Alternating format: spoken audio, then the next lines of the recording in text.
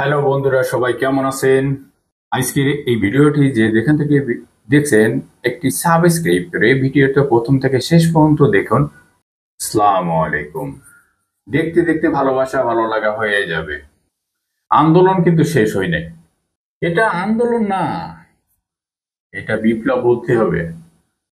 এখন যারা জয়েন করছে আর যারা জয়েন করি নাই, তারা তো ভয় পাইছে।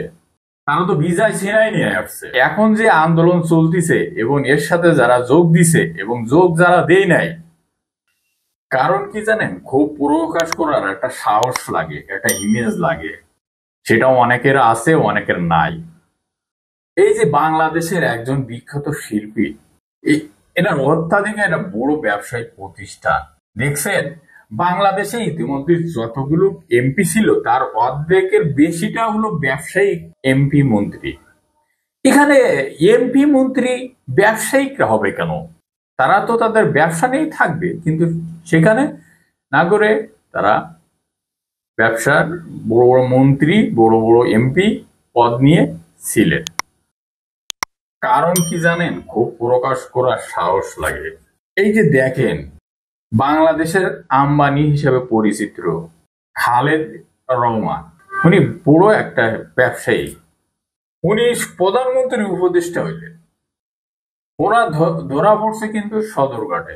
ওনার ধরার পড়া উচিত ছিল বিমানবন্দর একটা ভালো জায়গায়, কিন্তু সেখানে না হয়ে উনি সদরঘাটে ধরা পড়লেন।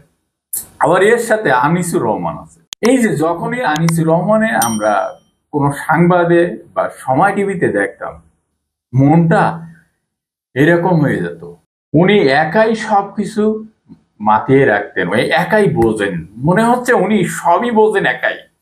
ওনার সব বিষয়ে জিজ্ঞাসা করা হলে উনি এমন ভাবে অ্যান্সারটা দিতেন, উনি আইনের গতিতে চলবে, সবকিছু আইনের গতিতে চলছে, ওইভাবে চলবে। অন্য বিষয়ে এ বিষয়ে আপনারা কথা বলতে পারবেন না। উনি যা বলতেছেন আদালতে কিন্তু সেইভাবে কাজ চলতেছে। উনিও কিন্তু ধরা পড়ছে সালমান এই রহমানের সাথে, উনিও কিন্তু ধরা পড়ছেন। আপনারা কেন সদরঘাটে ধরা পড়বেন?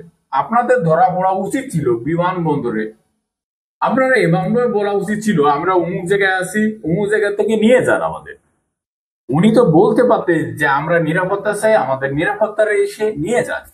অনেকে আছে নিরাপত্তা নিচ্ছে, অনেকে আছে এই যে বিটিভির অনেকে আছে, যেমন যমুনাতে অনেক ফাটাই ফেলছে এই বিষয়গুলো নিয়ে।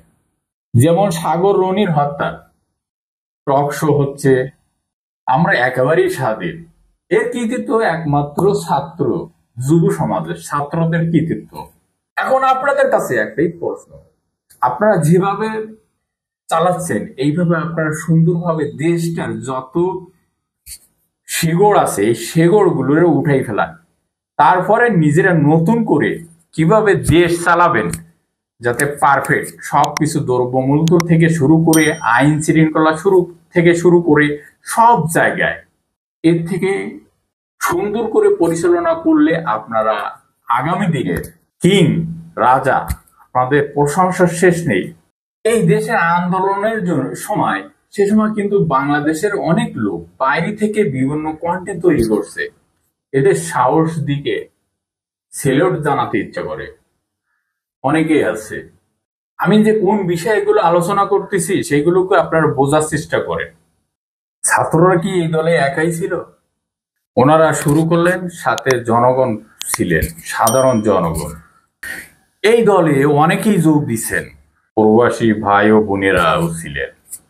আমার এই কথা বলছেন, বিদেশে যারা ছিলেন রেমিটেন্স বন্ধ করে দেব, আর বাংলাদেশে রেমিটেন্স পাঠাবো না।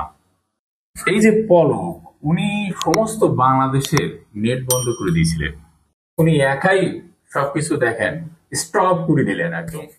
কেউ কারোর সাথে যোগাযোগ করতে পারবে না, অথবা বলতে পারেন বিষয়টা বিশাল ব্যাপার। এই যে শেয়ার মার্কেট গুলোতে দেখেন, এখানে কি পরিমাণ ধস নামছে। আপনারা 100% নিশ্চিত থাকেন আইনের গতিতেই চলবে। তবে এই সরকার, এইটা কোনো দলের সরকার না। উনি বিপ্লবী ও আন্দোলনের সুযোগ রেখে দিছে, তাই মাইনে নিতেছে সাধারণ জনগণ সবাই। উনি 8 দফার দাবি দিয়েছেন সবাই, কিন্তু উনি মেনে নিয়েছেন। উনি এই দফা অনুযায়ী উনি আস্তে আস্তে সব পরিকল্পনা মাফিক সব কাজ করবেন। আমাদের যেখানে আইনটা ছিল সেই আইনের কিছুই দেখি নাই। বর্তমান আপনাদের কাছে একটাই অনুরোধ, যেখানে অন্যায় চলবে, বিবাদ চলবে, আপনারা সেখানে ঝাঁপিয়ে পড়বেন, অন্যায়ের বিচার করবেন, সঠিকভাবে বিচার করবেন। আপনাদের কেউ নামাইতে পারবে না, আপনারাই থেকে যাবেন আগামী দিন থেকে। এই যে আয়না ঘর, 10 বছর একজন ব্যক্তি আয়না ঘরে ছিলেন, ভাবতে পারছেন কত দুঃখজনক বিষয়? অনেক দুঃখজনক বিষয়। সেখানে থাকার পরে যখন ফ্যামিলিতে আসে, পরিবার ছন্ন বিছন্ন হয়ে গেছে। ভাবা যায় না।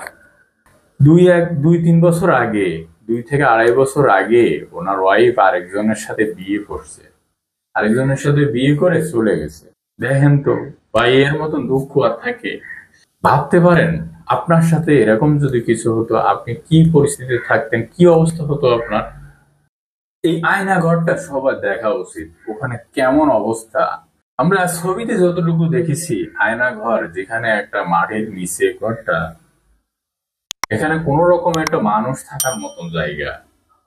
আবার দেখছেন যে গণভবনে অনেক যাওয়ার পরে অনেক কিছু নিয়ে আসছে, নিয়ে আসার পরে এটা যখন আবার ছাত্ররা যখন ঘোষণা দিলেন যে যেখানে যে জিনিস নিয়ে গেছে আবার গণভবনে দিয়ে আসে, চলে আসার পরে ছাত্ররা আবার হুকুম দিলেন যে যেখান থেকে এই জিনিসগুলো নিছে পুনরায় দিয়ে যান।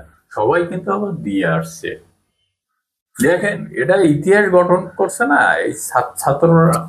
এত অল্প সময় দেখেন কত পরিবর্তন বাংলাদেশের। আপনারা চিন্তা করে দেখেন, যারা বিরোধী দলও আছে এখন, তারাও কিন্তু সরকারের পক্ষে আছে বর্তমানে। এখন যারা দেশ চালাচ্ছে তাদের পক্ষে অনেকে আছে। আমরা যার জন্য দোয়া করব তার জন্য কিন্তু পর্দায় যে যে বিষয় আছেন, যখন কোনো আমরা এই সরকারের জন্য দোয়া করি, এই সরকার ভালোভাবে দেশ চালাক, এই যুব সমাজ, এই ছাত্রদের বিজয় সফল কাম হোক আগামী দিনে। এভাবেই আইন শৃঙ্খলা থেকে শুরু করে, বিচার বিভাগ থেকে শুরু করে সব জায়গায়, দ্রব্যমূল্য থেকে শুরু করে সমস্ত জায়গায় যেন এই ধরনের নিরাপত্তা ব্যবস্থা থাকে, সুন্দরভাবে চলে, এটা সাধারণ জনগণ চায়। এই বলে আমি এখানেই শেষ করছি। ভালো থাকবেন, সুস্থ থাকবেন। আল্লাহ হাফেজ।